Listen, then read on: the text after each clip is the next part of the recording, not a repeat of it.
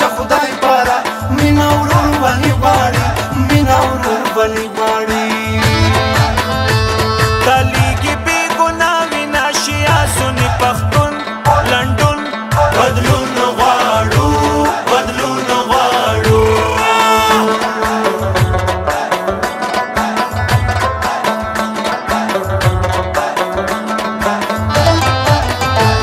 کعبه د مو قبله دی مو ټولو عقیده دی په ټولو مسلمانو واجب المنځ روژه دی